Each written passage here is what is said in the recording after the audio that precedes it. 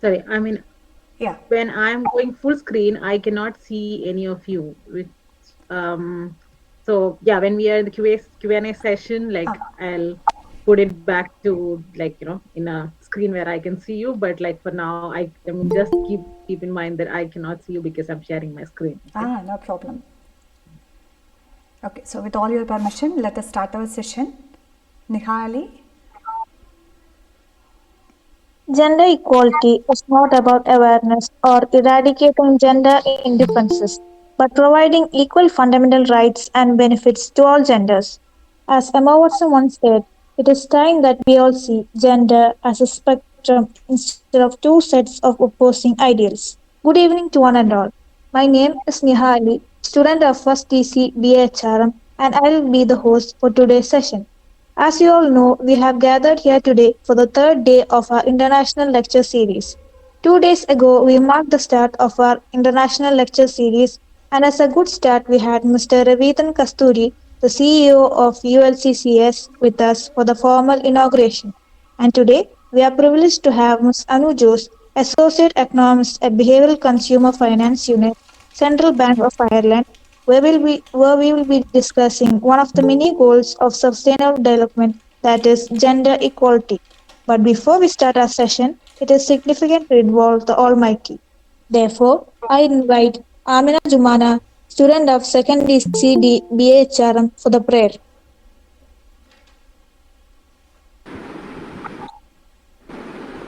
Good evening.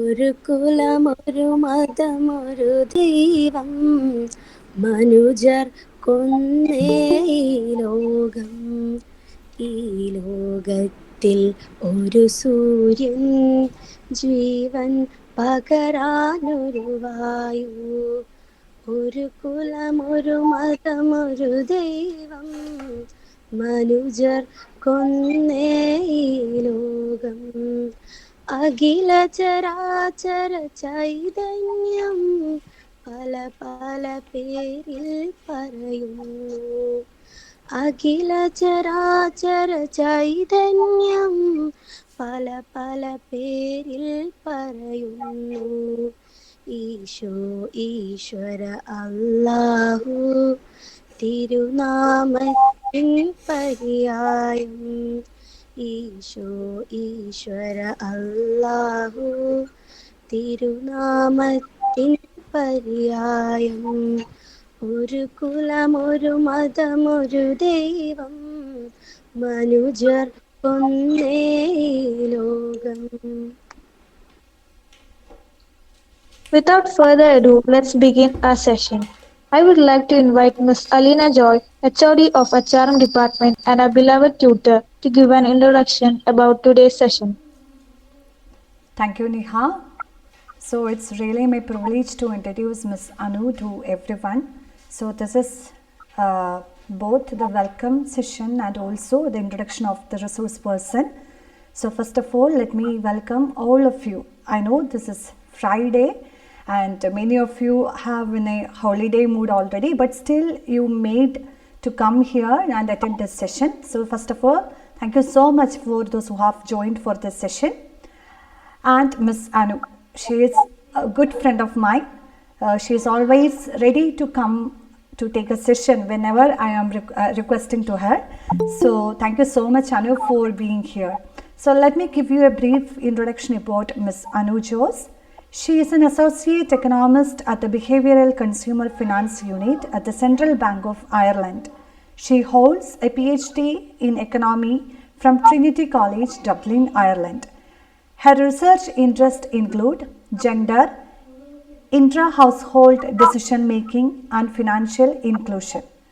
Her work combines theoretical economic models and micro-level data to inform evidence-based policy. She holds a master's degree in quantitative economics from University Autonoma de Barcelona, that is an IDEA program, and a bachelor's degree honors in mathematics from St. Stephen's College, Delhi. So once again, I welcome you, Anu, to take the session. Thank you, Alina. So I guess I can start now. Yes, please. Yeah. Okay. Hi everyone. I'm so glad to um be here again after almost a year, I think. And thanks, Alina, again for organizing this. So I know Alina did a good introduction about what I do and what are my backgrounds. But a short introduction of myself and my research. So as Alina said, I recently finished my PhD from Trinity College, and my research is mainly on what policy works and what policy doesn't work, and also on how to improve these policies in order to be more inclusive towards different, in terms of inclusive, in terms of diversity, and also in like using economic theory to see why these policies work or not work and how can we improve them eventually. And along with my work in the Central Bank of Ireland at the Behavioral Consumer Finance Unit. I also lecture at the Trinity College right now. And in this semester, I'm actually teaching a course on the Sustainable Development Goals. And I was quite surprised when Alina messaged me that it is like, that that when she invited me to give a talk on the exactly almost the same topic as I am lecturing here. So I'm glad I could use the same materials almost and share some thoughts with you. So my talk is going to be like really short, as Alina was saying. It's Friday, and we all want to just get off work and have a good weekend, I guess. So let me begin by talking about like the big picture about why the sustainable development goals that the UN has put forth, why it has those 17 different areas for development, and like a short, like sort of a glimpse on what the overall picture on global poverty is about, and why are we looking at these 17 areas, and why didn't we just look at, okay, let's reduce poverty and henceforth everything will like the world will be a better place and everything is solved and we're all in a good place. So why wasn't that the case, and why we had to like focus on these 17 broad areas? So over the years, of course, the global poverty rates have reduced. For example, from 36% of people in poverty in 1990, in 2020, it was only 10% of people. But again, COVID happened in 2020. It has offset some years into our like some of our achievement in terms of reducing poverty, but still we are in a better place in terms of the poverty rates when we're looking at the last couple of decades. But even now, there are over 750 million people who still live in less than 100 rupees per day. And I'm not sure at this point even we can get a biryani for 150 in Kerala at this rate of inflation. So that's what we are talking about. Okay. So then our question is, like, if there has been these many years of research, or if there has been this many years of aid work in terms of reducing poverty, why do we still have these levels of poverty in the world? So that means that over the years, some policies worked, whereas some policies didn't work. And also, there was some group of people who were left behind. For example, let's say, or across the world, there were some areas, let's say rural areas, or in terms of disability groups, or in terms of women. There were some groups of people for which these anti poverty programs didn't work, right? So that all gives us that picture that development process is a complex process, and we need that multifaceted approach. That it's not like, okay, we have this problem of poverty and we deal it with just one solution. There is no just one solution. It's a complex process, and that's what we know as of now. And that's exactly why we have the 2030 Sustainable Development Agenda, which is that leave no one behind. Because over the years, there has been some groups who hasn't received these the benefits of these policies. So we want to, you know, include those groups as well in that path for development. And so my area of research is development economics, and what is the role of development economics in that process is to inform policy by providing evidence, which means that if there is, let's say, a particular policy, let's say a cash transfer program where you give cash to poor households, so we want to know, does giving cash really eliminate all the problems of poverty? So I know it's a very simple thing to say, yeah, of course, cash will, like if you give cash to poor households, of course, they'll be in a better position. But to our surprise, really, that hasn't been the case for like over the past 30 years. If we see the evidence, these cash transfers have increased like economic growth in some areas, but in some areas it hasn't. So that's where development economics comes in order to inform policy and create a strong evidence base in order to um, deliver that real impact where it's needed the most. And um, and in a way, as development economist, our approach is to use microeconomic, like, is to have like a microeconomic idea and come up with ways in which these constraints for development can be um, like come up with ways where in elevating these constraints for development, and also testing for different approaches, in the sense that, does cash transfer work better than providing employment for people? These are open questions, right? So these are questions like, which works best? So that it's and the research is still going on in the area of development economics. And talking a little bit about what my research is about and the area of research that I work in. So far, there has been the first generation series of um, development and looking at households as one unit, in the sense that, of course, every household has at least two people, let's say, or more than one people for sure. And what has been the approach, or for a long period of time, has been to look at household as a whole and not look at the different individuals within that household. And so far, what we and some research in the last 3 decades have shown that even if we look at the individual people in these households, these individuals can be poor even when the households are not considered as poor.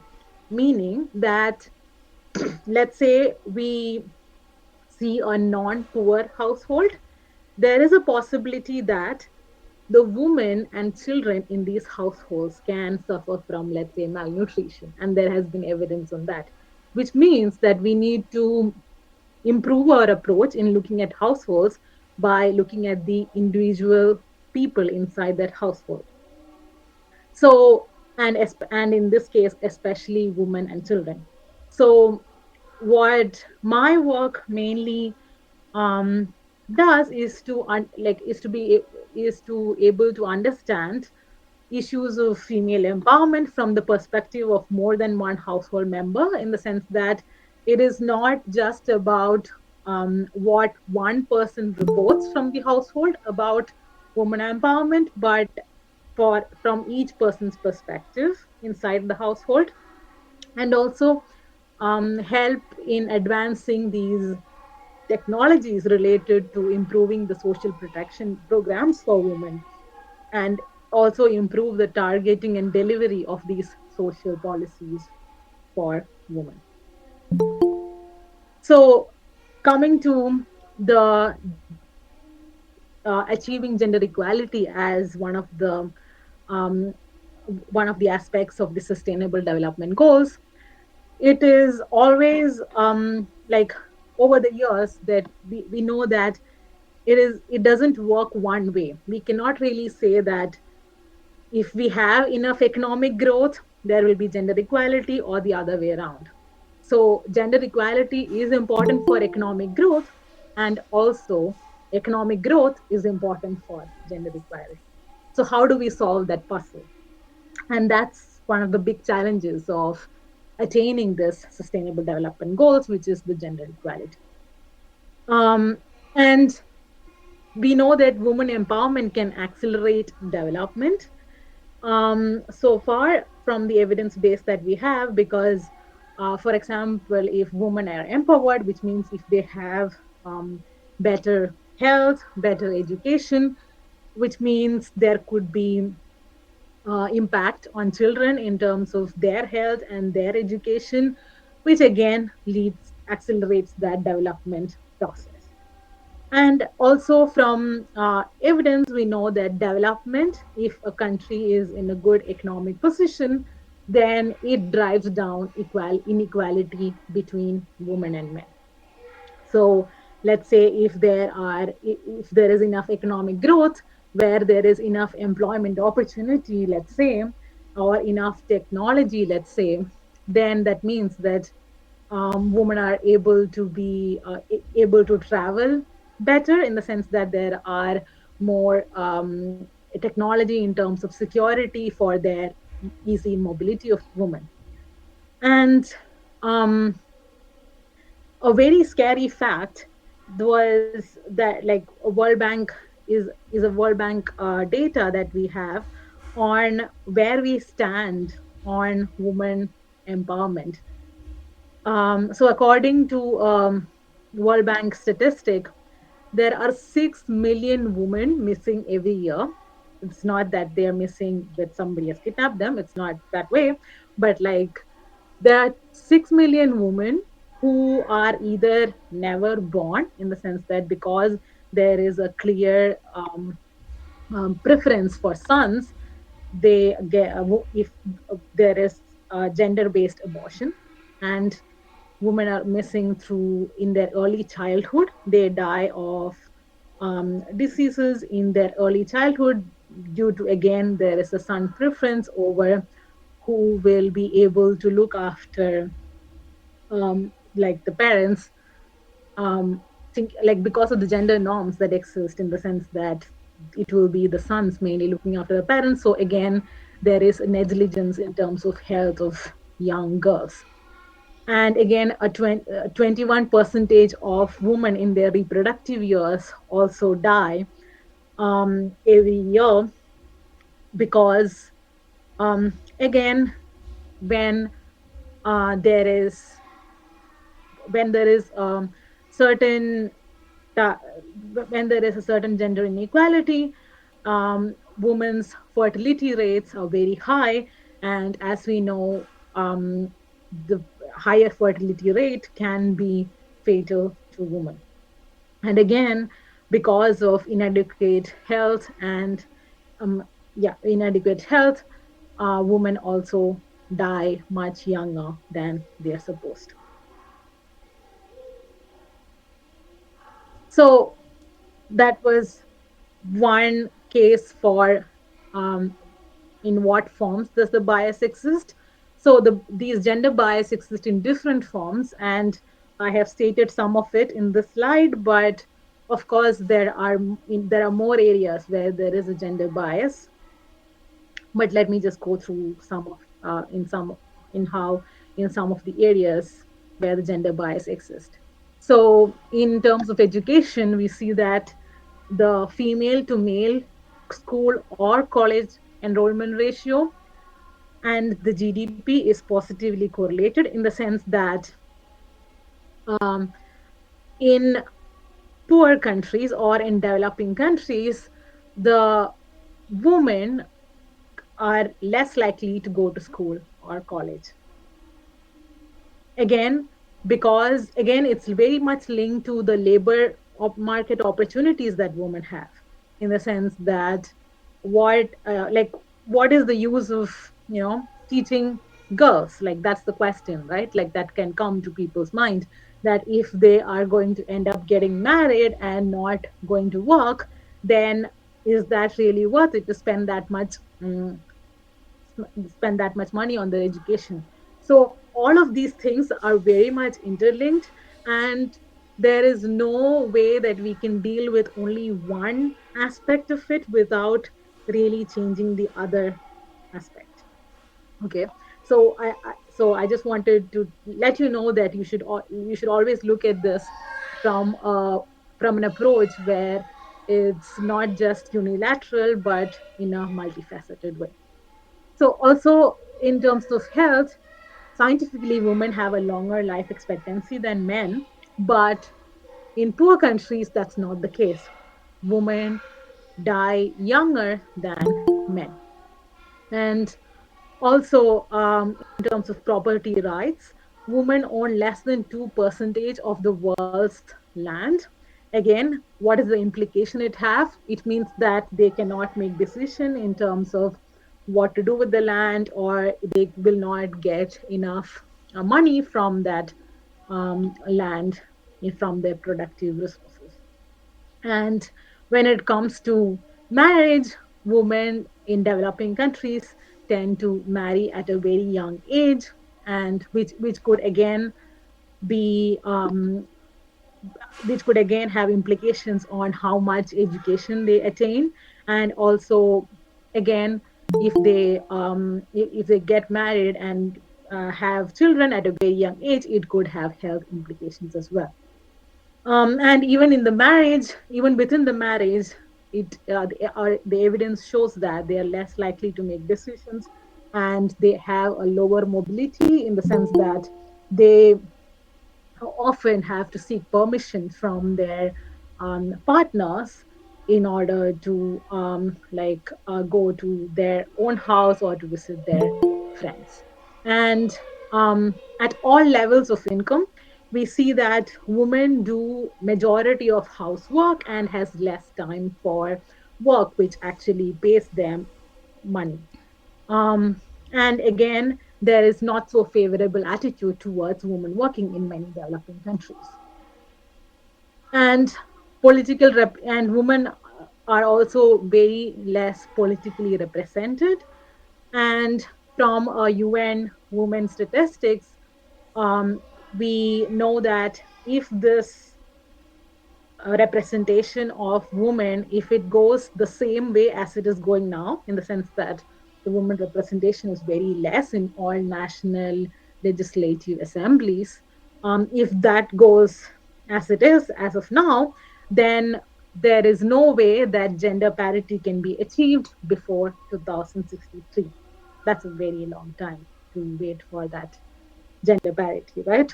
And also, women are at the risk of violence than men and within their homes in almost all parts of the world, but especially in developing countries.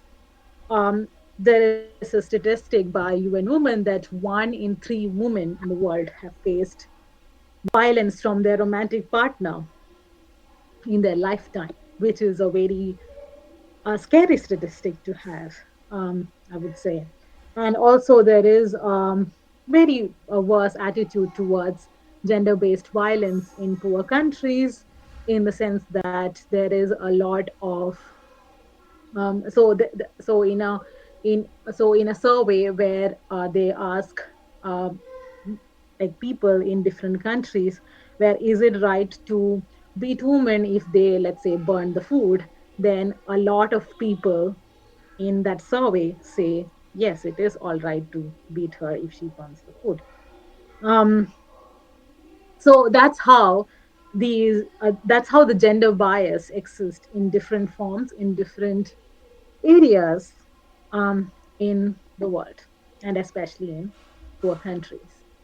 So, of course, there has been policies that have been implemented, and for sure, some have worked in empowering women. So, I'll give you some examples of what has worked so far. So again, this is not an exhaustive list of things. There are many things that I may have missed out in here. But these are again some examples of what are the policies that has worked so far in order to achieve that sustainable development goal of reaching gender parity. So transfers in any forms, whether that's a cash transfer or an in-kind transfer, has improved um, women's empowerment by providing them more economic autonomy on how to spend resources, money for their own needs or for their children needs. But again, cash transfers has been something in the recent years. From research, what we know is that it is not always the case that it improves um, like welfare for women. There could be some case where, because women are given these cash and because women have cash, they are at a higher risk of violence from their partner if they don't give these money to their partners. So again, as I mentioned before, there is no one easy solution for it. This is very complex, but of course, in some situations, cash transfers have worked. And employment programs have definitely worked for women in different parts of the world by providing them economic autonomy, and also by also, if parents see that there are more women in the workplace, that is also an incentive for them to educate young girls, because as I mentioned before, it's very important that to have that labor force participation in order to um, create an incentive for parents to educate girls. And um, and improving the health systems have worked for women. For example, providing help for their fertility decisions has helped women to look after their own health in times of fertility, reduce the mortality rates, and also have improved the female to male ratio in different parts of the world. And better education, as we all know, is something which is very important for empowering women, and it has been something which has provided labor opportunities for women, and has again improved their say in decision making in their own household. And equal property rights. So, for example, there is a nice study on how the in India we I think 2005 we had the Hindu Succession Act of giving equal property rights to Hindu women, right? So, for example, there's a nice study from that certain policy where the giving property rights to women has improved schooling for the next generation of girls, and has also increased the age of marriage for women, and have also improved their agency in household decision making, in the sense that now that women have more asset for themselves, they have a more say in when they want to get married, or when they or what they have, like in terms of what decisions they make in their own households.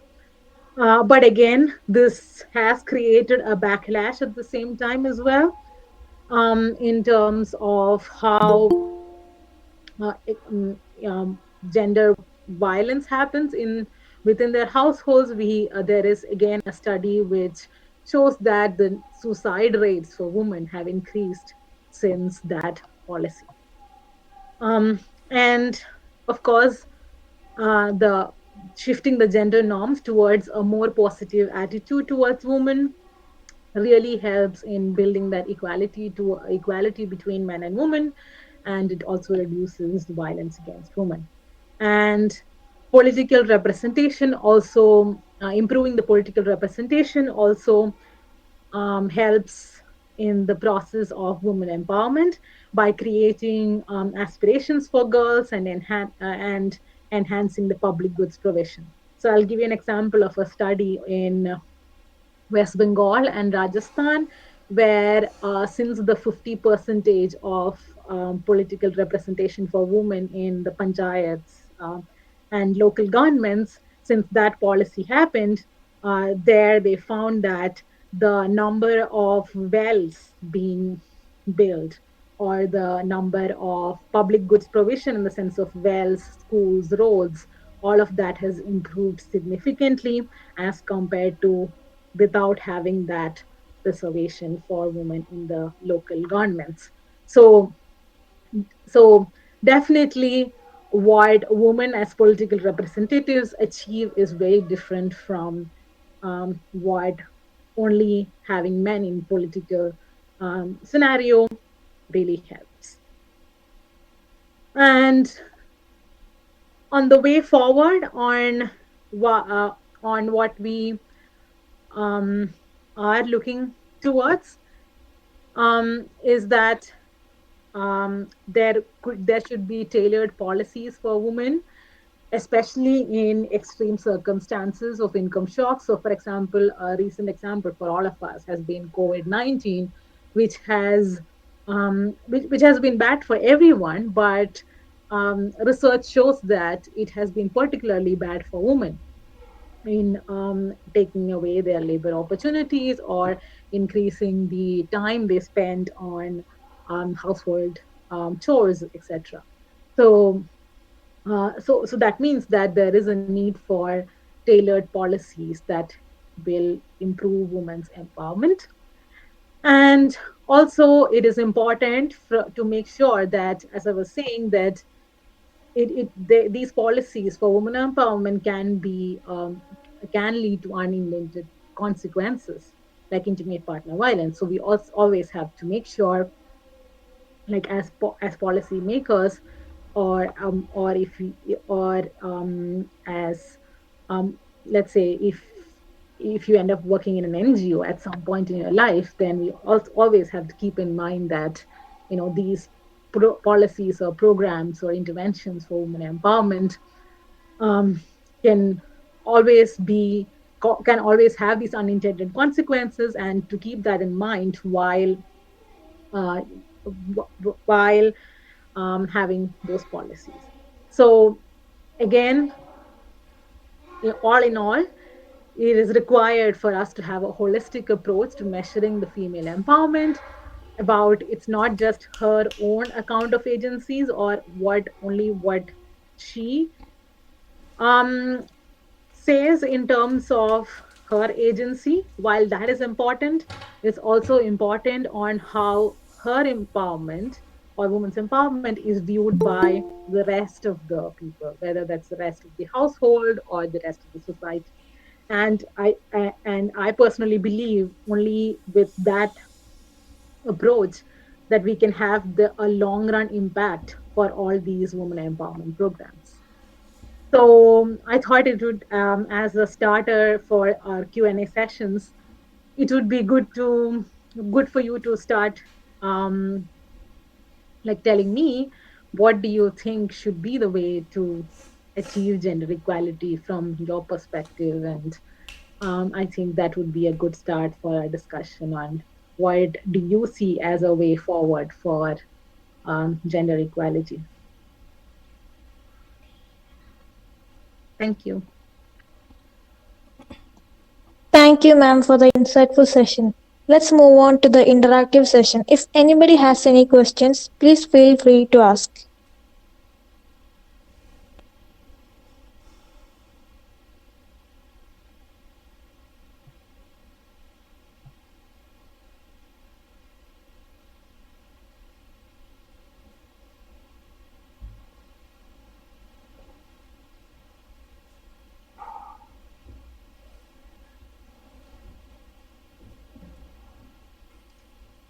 So anyone can start.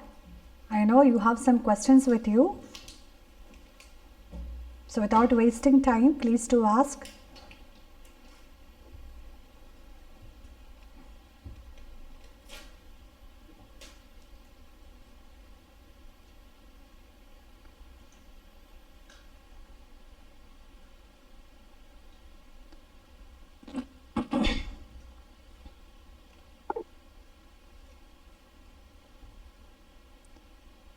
I have a question in the chat. Um, will you suggest to companies in addressing gender divide and women representation? You mean corporates or like workplaces? Yes, in workplaces in general, um, like should have ideally like women representation because again there is a bunch of research on the fact that having a gender equal workplace always is not just good for the sake of being gender equal but also for whether it comes to profits or whether it comes to other objectives that the company has. It's always good to have different views in terms of gender, like having the view and approach of women as well as men. So for sure, it's it is going to be beneficial for the company's profits and also for the the fact that we all want an inclusive space.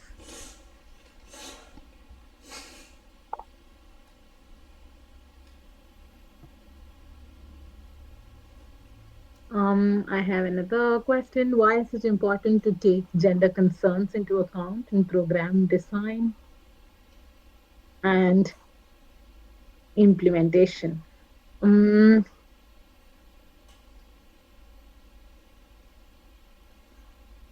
so again, as I mentioned, it's um, like if we're talking about if our objective is an economic growth, then women empowerment or like a gender perspective is always going to help in that process for economic growth because if we do not take into account the current um, let's say maternal mortality rates or even the mortality rates of infant girls, or if we ignore the fact of girls education, then it's going to create um,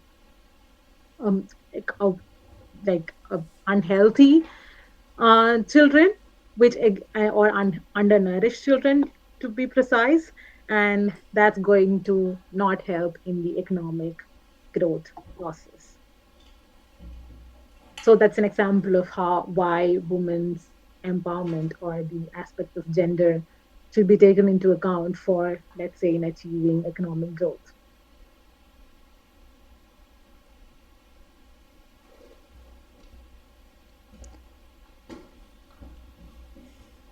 So Anu, one of my students have sent a question to me. Shall I just read it for you?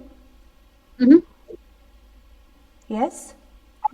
Mm-hmm. Okay. What will you suggest to companies in addressing the gender divide and women representation? It's again regarding to the corporates. Mm-hmm.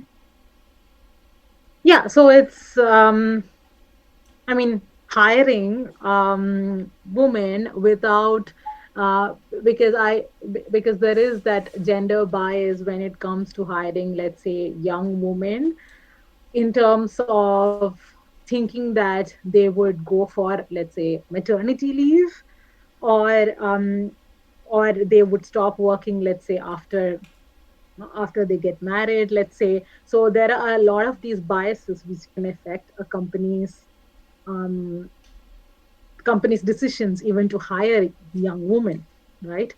So to make an active step in overcoming that bias, I would say it would be the first step. And again, as I said, this will this aspect can never be looked as only like in a one-sided problem. the aspect also has to change in terms of how women go to work after they get married. So if it's a norm for women not to go not to go to work after marriage, then it will take more time for companies to realize that, to realize that achievement of like hiring more women. So that's so it all is interrelated in that sense, I would say.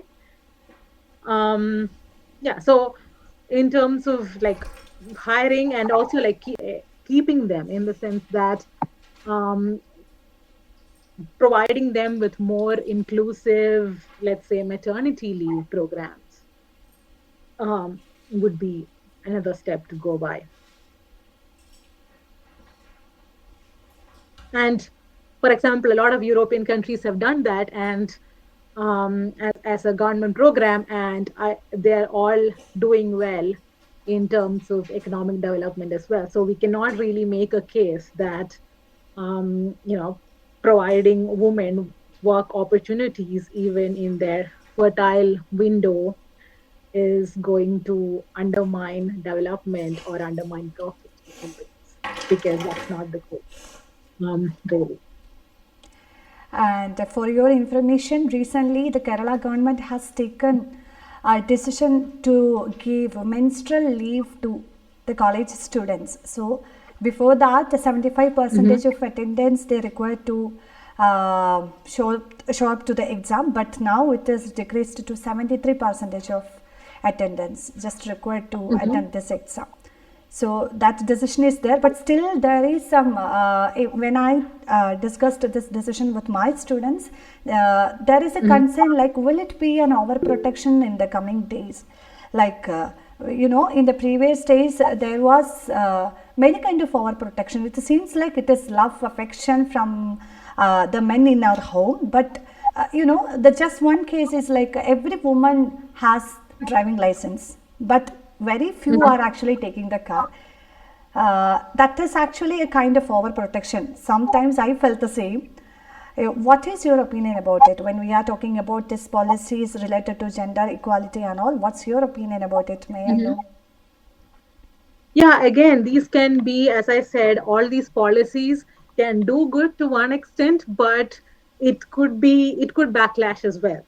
So for sure, it's a good policy that a good approach that there is the menstrual leave, but then there could be another case made by, let's say, these companies or like even colleges, like, yeah, more to companies. I don't think like colleges would say that, but like if, let's say, it's a policy for companies, then they could say that, oh, women are going to take leave, like, five, I don't know, 5 days in a month, which is going to really reduce our profits. So do we really want to hire more women? So then in that case it could really backlash. Or say that, like, in terms of, oh, they like, if it is like, let's say, a mandatory thing, if it comes to something, if it is coming to something mandatory, let's say girls should take leave on their menstrual days, then it's going to backlash for sure, because that means they are being excluded in spaces where they are supposed to be. So all of these policies, like, have to be viewed from that point of view, that if we don't take specific approaches to in that specific context, it could backlash. Thank you, Anu. So we have Ms. Bindu with us. She is the senior faculty in our college. Hello, Mhm. ma'am. Thank you for joining with us. Hi. Hello, Dr. Anu. Thank you so much for fascinating. We had a long day today, and I could join only a bit late. So I was wondering if the question that Alina just raised had been made a mention of in the early part of the Mm. program. Yeah. So uh, no, I was just wondering. When we talk about women, employing women, getting representation of women in Mhm. parliament and so on. There's Mhm. always a big hullabaloo. It's not accepted with uh, a neutral attitude. It's an issue in India. But having lived abroad, having worked abroad, I'm sure you have not encountered that kind of resistance, right? Um, it is Yeah, actually, yeah, I would say there is the resistance everywhere, but then, for example, in my department in the Trinity College Dublin, in yeah, the economics department, there is a like a 50 to 50, like they always make sure there is a 50 percentage of women professors and 50 yeah, percentage of male professors.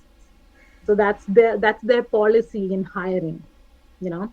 So there has not been like the resistance because it's coming from the college side, right? yeah, So like one person cannot really say that, oh, I'm not going to bind by that. yeah, So again, it has to come. So these kinds of things could come from the institutional point of view, yeah, and I don't, and Trinity College still is, one of the, like, in the top 100 colleges in the world. yeah, Its reputation has not gone down because they have decided that 50 percentage of women professors should be there. yeah, So again, like, these are all like examples I think we could cite if we are making a case for why it's important. And that's, as a development economist, like, that's what I intend to do, right, in terms of creating this evidence by using scientific methods, yeah. to say that this could actually do well, do better for all of us.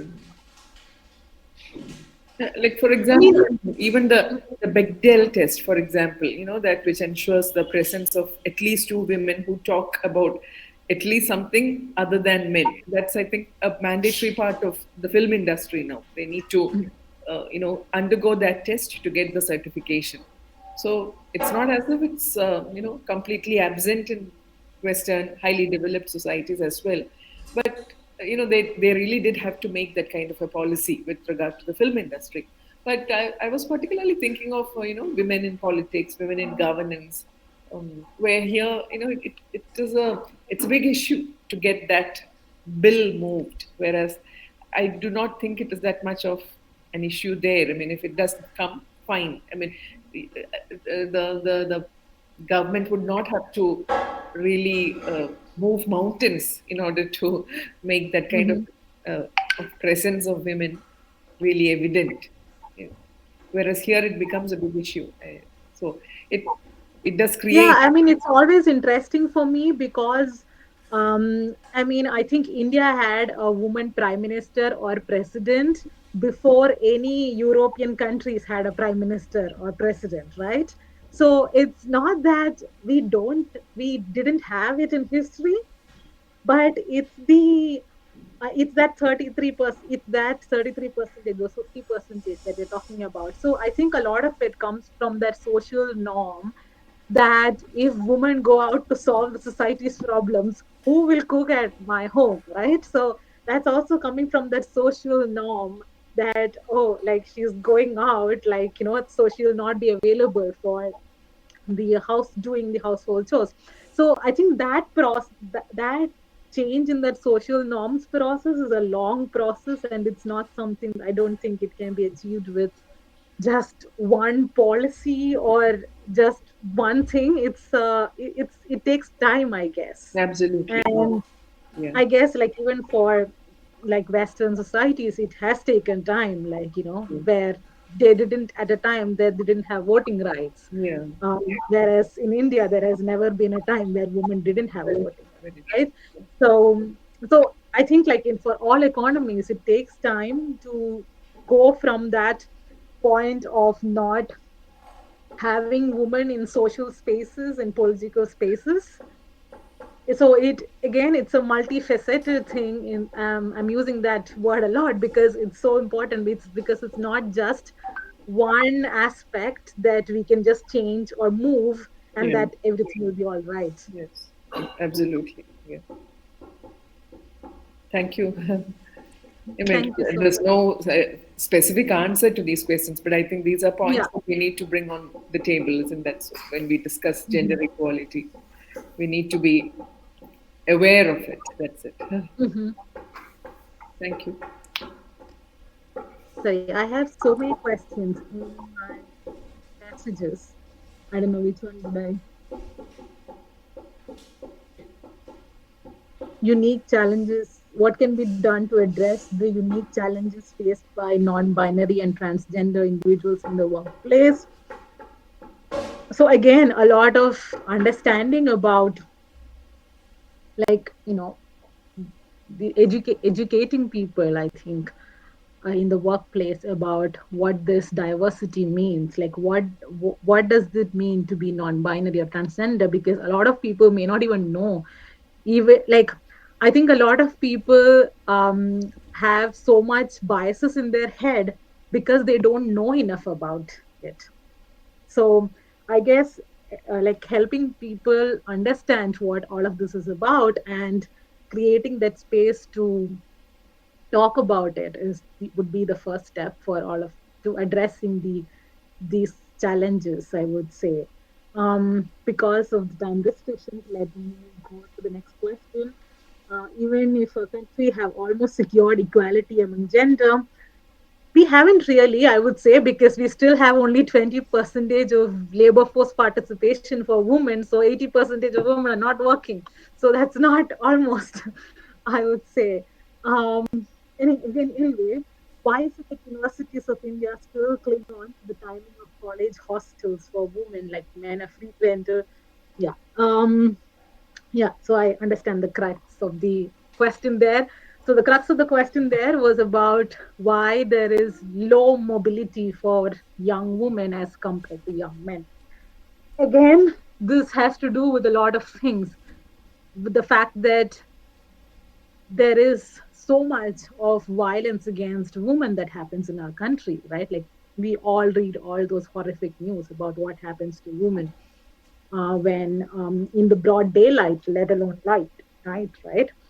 Um, and so, and actually, the I don't know which was the college in Kozhikode, no, which had the protest against these timings.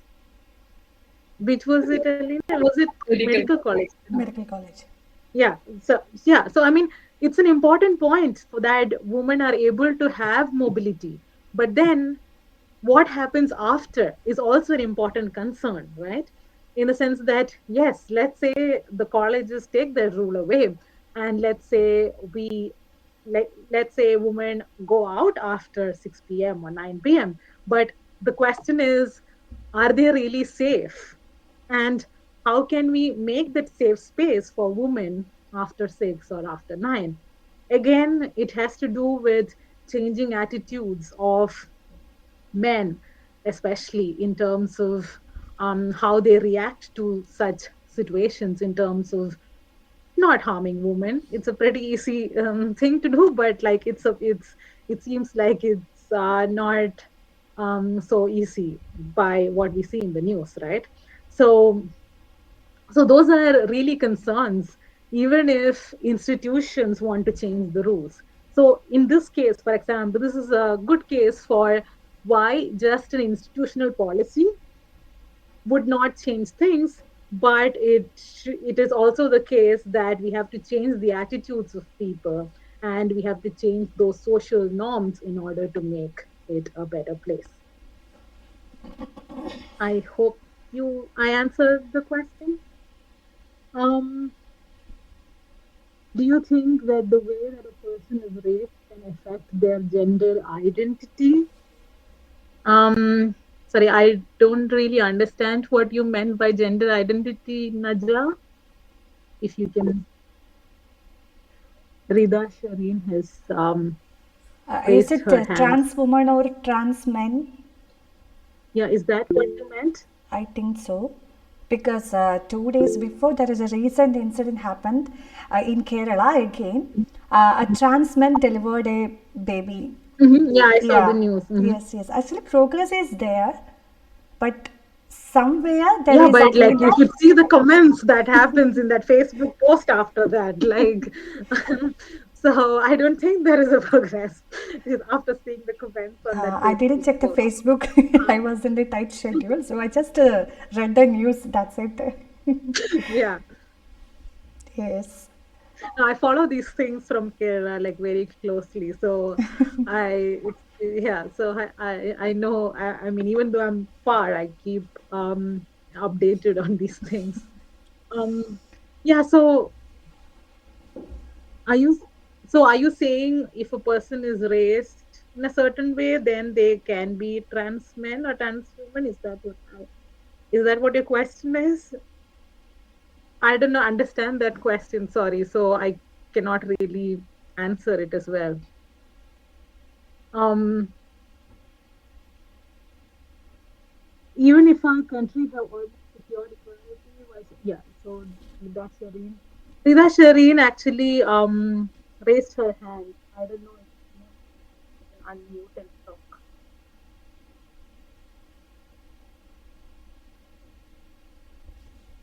Are you still there, Rida?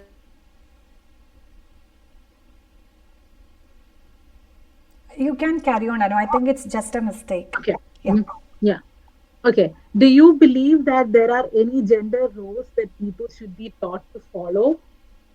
Yeah, the whole point of achieving the gender equality is that we don't have roles that is specifically gender assigned. That if I want, I should be able to do whatever man does. I mean, uh, or if I like, if a man wants, he can be in a female dominated industry, or if as a woman, if I want to, if I like a certain profession, and I should be able to freely choose the whatever profession I want, even though it's a male dominated industry, let's say. So I think the whole point of, us like trying to achieve a gender equal space is that there should not be any gender roles, and the fact that we should all have equal opportunities to achieve what we want to.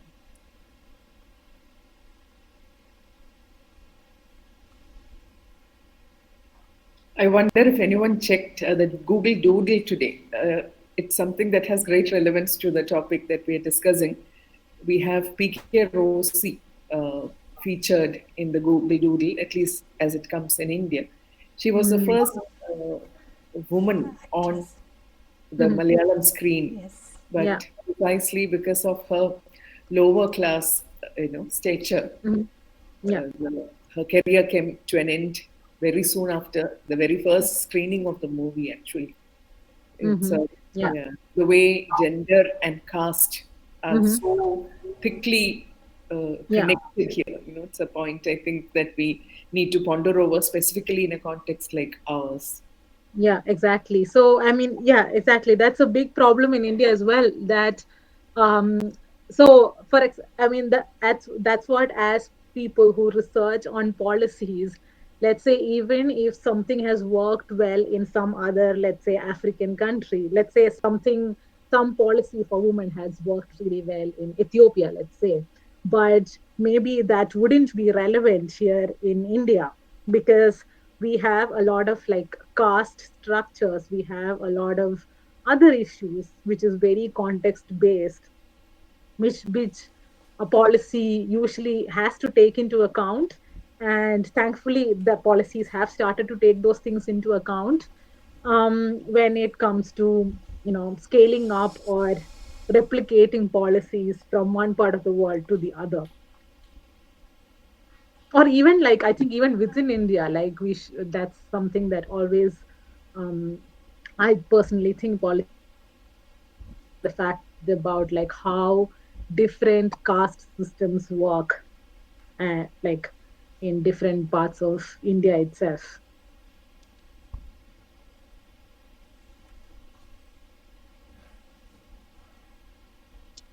Thank you, ma'am, for answering all the questions. Last but not the least, I call Wafa Siddiq, student of first year HRM, to deliver the vote of thanks.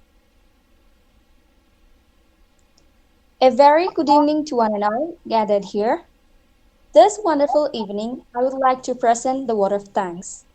We take this golden opportunity to thank the respected chief guest of this function, Ms.Anu Jose, for attending this function in her busy schedule.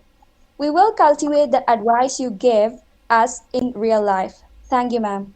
I extend my gratitude to respected head of department, Ms. Alina Joy, not only for spending her time with us today, but also for encouraging us to achieve many endeavors. Thank you. It is my pleasure to thank dignitaries and Vidhu ma'am on and off stage, not only for participating but also for guiding us to a beautiful life. Thank you. Last but not least, I thank my fellow students for enthusiastically arranging this function. Without you guys, function would not be a success. This function would thank you guys. Bye. Thank you so much. Thank you so much. So, if your time allows, Anu, please join with us on Sunday because we have another resource person, Mr. Michael Rade from Czech Republic. He is going to talk about wasteless world that is related to SDG, responsible consumption and production. Yeah, that is on Sunday. If your time Okay. allows, you are most welcome to join with us. Yeah, you can send me the invite anyway. Okay. I'll see if it goes with the time here. Yeah. Okay, okay. Thank you so much. Yeah. Thank you, ma'am. Okay. Thank you so much. It's been Thank a you great. so much. Thank Yeah. you. Bye. Good night. Thank you, my dear students. Good night. Thank you, ma'am.